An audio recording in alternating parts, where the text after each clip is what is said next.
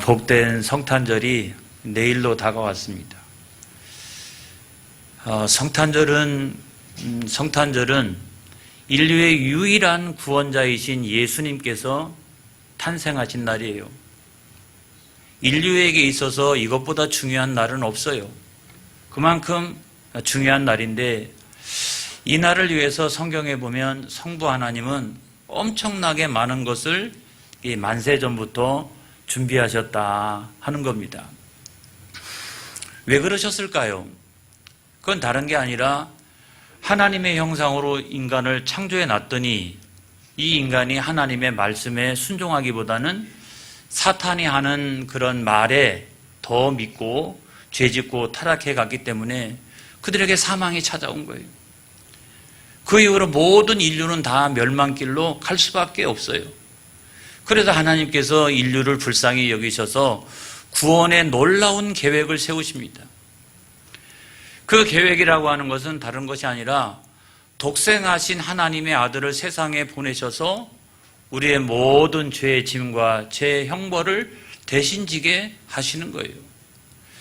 이 놀라운 구원의 계획 때문에 예수님께서 오셨다는 사실을 여러분 믿으시기를 바랍니다. 하나님께서는 수천 년 전부터 이와 같은 사실을 암시해 주셨어요. 그리고 말씀해 주셨어요. 우리가 잘 알고 있는 성경의 말씀 가운데 창세기 3장 15절의 말씀에 보면 여자의 후손이 나타나가지고 뱀의 머리를 상하게 하는 그 장면이 나옵니다. 어떻게 여자의 후손이, 인간의 자녀가 감히 사탄의 머리를 상하게 할 수 있을까요? 그건 불가능한 거 아닙니까? 그러니까 자연적으로 태어난 어떤 여자의 후손, 그 후손이 아니라 성령으로 잉태된, 처녀의 몸에서 잉태된 여자의 후손이 그 사단의 머리를 상하게 하는 거예요. 그분이 예수님이라고 하는 사실을 믿으시기를 바랍니다. 그리고 우리가 잘 아는 이사야 11장 1절로부터 5절까지 있는 말씀에 보면 길어요. 함께 읽겠습니다. 시작. 이새의 줄기에서 한 싹이 나며 그 뿌리에서 한 가지가 나서 결실할 것이요.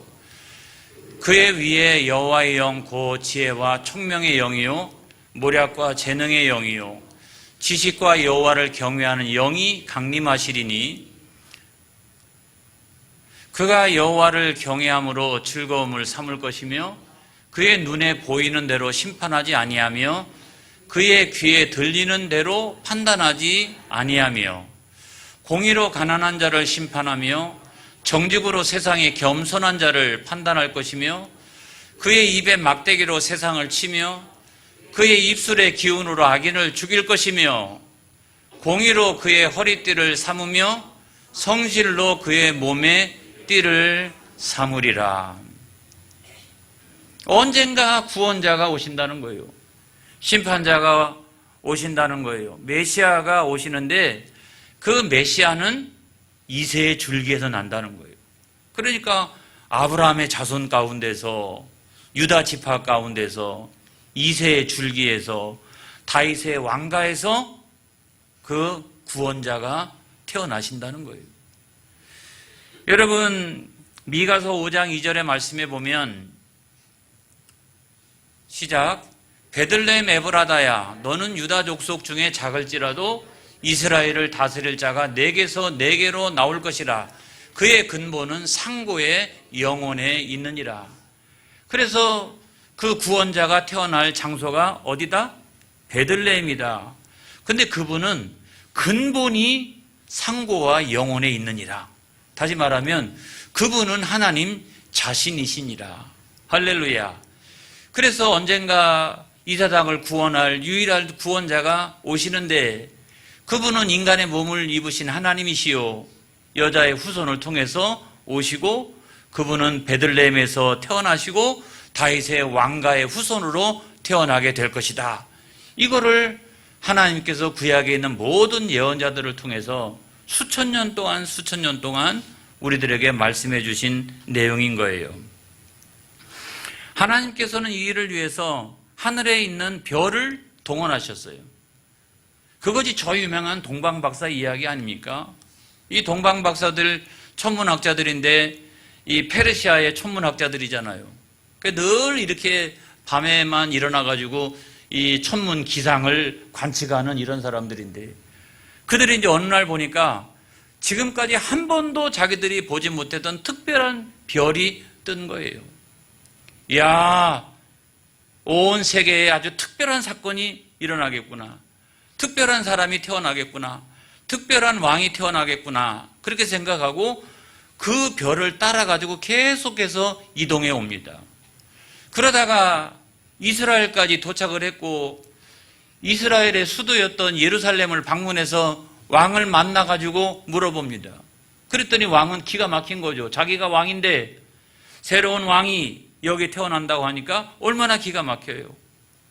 그래서 대제사장, 서기관들, 성경 꽤나 알고 있는 이런 사람들을 다 불러 모아가지고 그 새로운 왕이 태어날 장소가 어디인지를 묻습니다.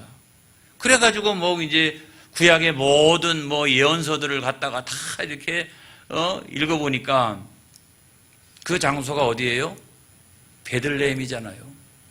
그래서 그 베들레헴이라고 하는 것을 알고서 동방 박사가 예루살렘에서 나와가지고 막 베들레헴을 향해서 가는데, 그때 갑자기 또 그 지금까지 왔던 그 별이 앞에서 쭉 인도해 갑니다.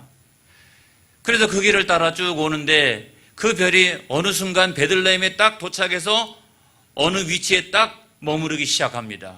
그래서 그 밑에 뭐가 있나 하고 가서 봤더니 마구간이 있는데, 마구간에 한 아기가 태어나서 강보에 쌓여가지고 말구 위에 누워 있는 거예요. 이분이시구나 라고 생각해서 그들이 자기들이 가지고 갔던 황금과 유약과 모략을 드리고 그 앞에서 경배하고, 헤롯 왕이 또 추격을 해올까 봐 다른 길을 향해서 돌아갔더라. 성경은 그렇게 말씀하고 있어요. 하나님은 또 이 엄청난 사건을 위해서 뭘 준비하셨느냐? 로마 황제를 준비하셨어요. 여러분 생각해 보세요. 마리아가 성령으로 잉태돼 가지고 지금 만삭이 되었어요. 만삭이 되었는데, 여러분 갈릴리 나사렛이라고 하는 동네는 이스라엘에서도 저 북쪽이거든요. 오늘날처럼 무슨 교통이 잘 이렇게 준비되어 있는 그런 시대도 아니고, 그렇기 때문에 오늘날로 보면은 아주 이스라엘이라는 나라가 조그만 나라지만 그럼에도 불구하고 저 북쪽에서 베들레헴이 있는 그 남쪽까지 찾아온다라고 하는 것은 굉장히 어려운 일이거든요. 여러분 남자들은요 1년에 3번씩 절기를 지켜야 되기 때문에 예루살렘 성을 방문해야 됐습니다. 하지만 온 가족이, 저 북쪽에 살고 있는 온 가족이 한꺼번에 베들레헴을 찾아온다라고 하는 것은 상상조차도 못할 일이에요. 옛날에 사람들은 다 자기 지역에 살다가 그대로 죽는 거예요. 그 지역을 벗어나지 않고 거기서 살다가 그냥 죽는 거예요. 그런데도 대대적인 이동을 했다는 거예요.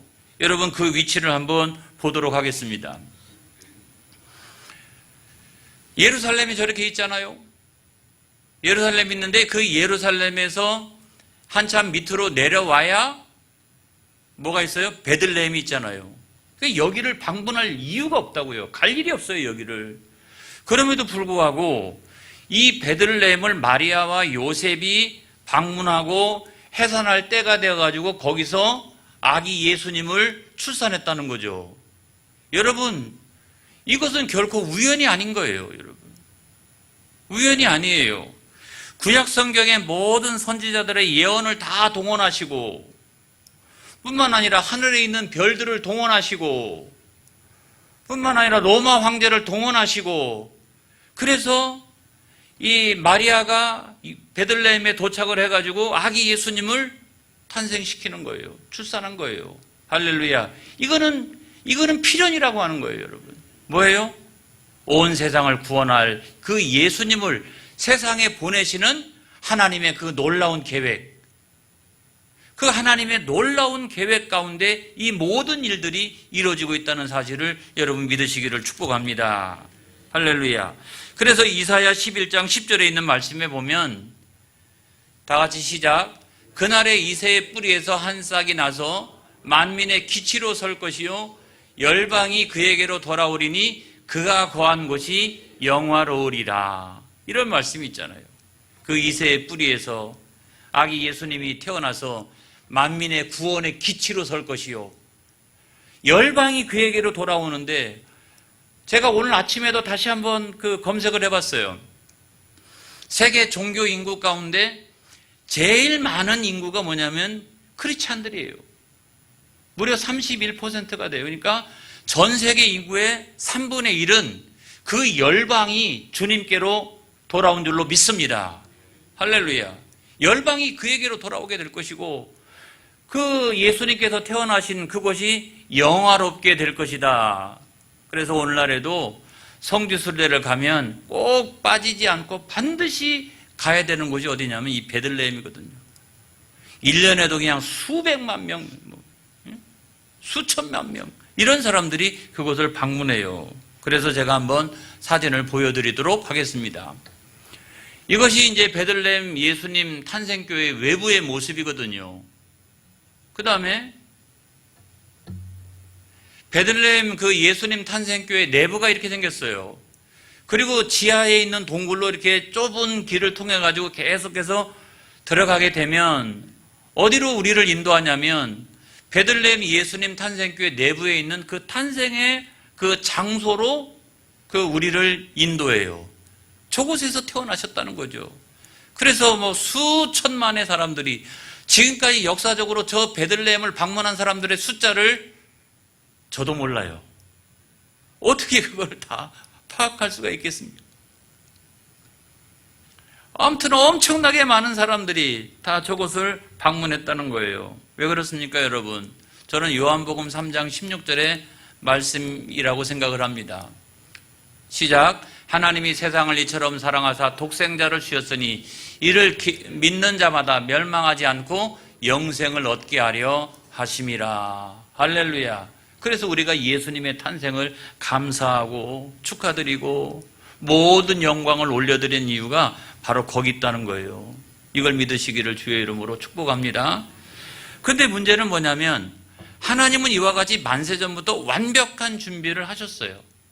그래서 예수님께서 세상에 태어나신 건데, 근데 정작 인간적인 관점에서 그 탄생의 장면들을 보면 너무너무나 초라하다는 거예요. 너무너무나 초라하다는 거예요.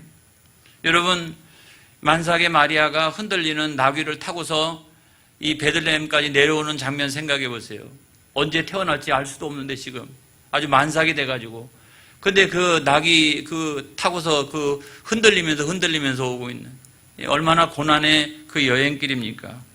그리고 요셉의 입장에 생각해 봐도 자기는 이 베들레헴이 쭉 따지고 올라가 보면 고향인 것은 분명하지만 내가 여기서 태어난 적도 없고, 그리고 내가 여기서 성장한 적도 없어요. 그리고 여기를 찾아가 봐야 자기를 아는 사람이 한 사람도 없습니다. 그럼에도 불구하고 황제의 명령 때문에 어쩔 수 없이 거기를 방문해야 되는 거예요. 입에서 막 그냥 불만이 잔뜩 있었을 거예요. 내 약혼녀지만은 지금 만삭이고 말이죠. 그 먼 길을 여기까지 와야 되고, 이거 다 황제 때문이야.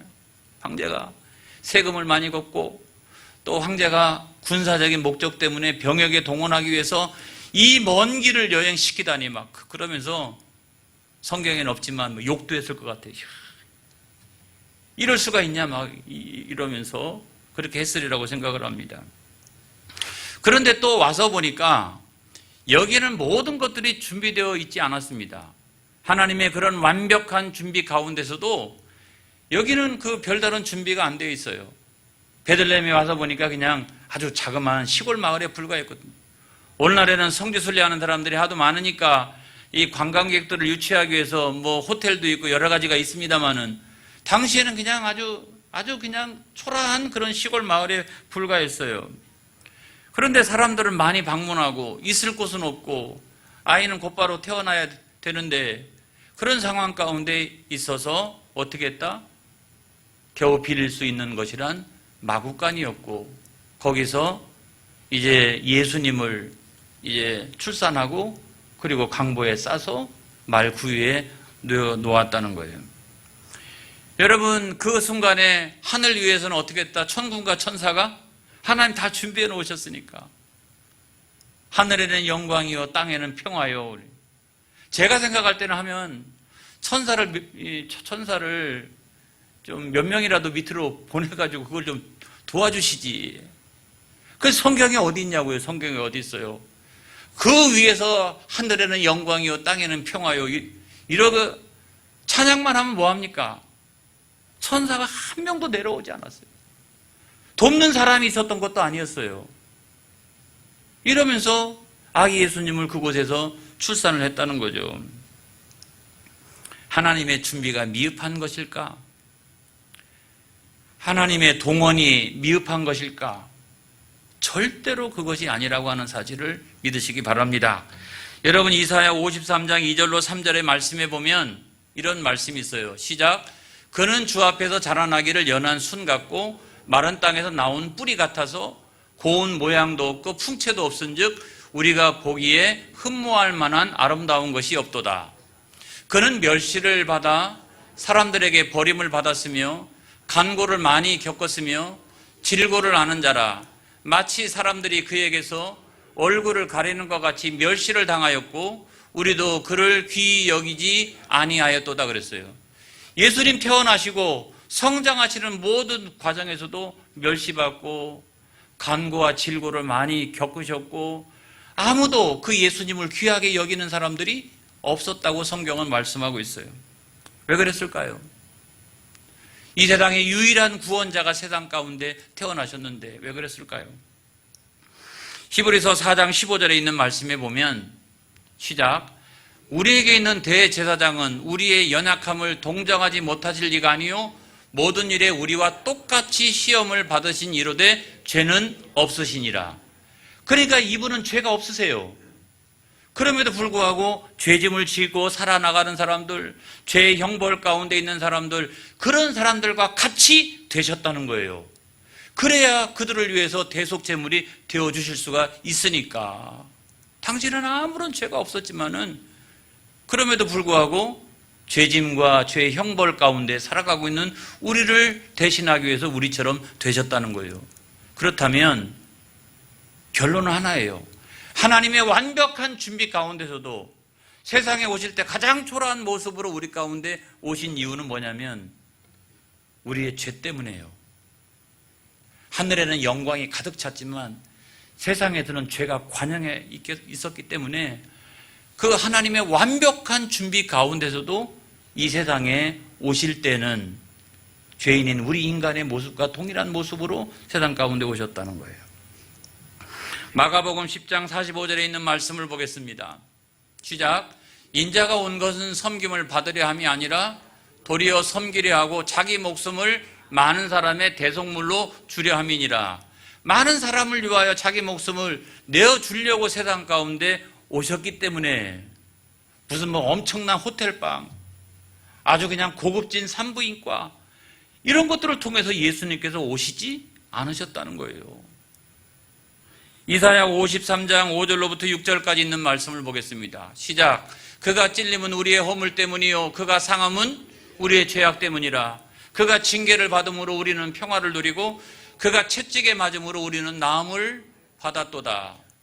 우리는 다 양 같아서 그릇 행하여 각기 제 길로 갔거늘 여호와께서는 우리 모두의 죄악을 그에게 담당시키셨도다. 태어나는 순간부터 고난이 시작된 거예요. 간고와 질고를 많이 겪고 멸시의 대상이 되어지고 아무도 그를 귀하게 여기지 않는 하나님의 아들이 세상 가운데 왔는데도 불구하고 죄악이 관영한 세상은 그거를 모르고 그렇게 했다는 거죠. 우리의 죄 때문에 오신 줄로 믿습니다. 거기서 우리를 구원하시기 위해서 오신 줄로 믿습니다. 그래서 저는 오늘 이 성경 말씀을 읽으면서 이런 생각을 했어요. 허세 부리면 살지 말자. 실세를 나타내면서 살자. 여러분, 예수님께서 마구간에 태어나셨습니다. 말구 위에 누이셨습니다. 가장 초라한 모습 아니겠어요? 이거 짐승들이 기거하는 곳에 짐승처럼 이 세상에 오셨잖아요.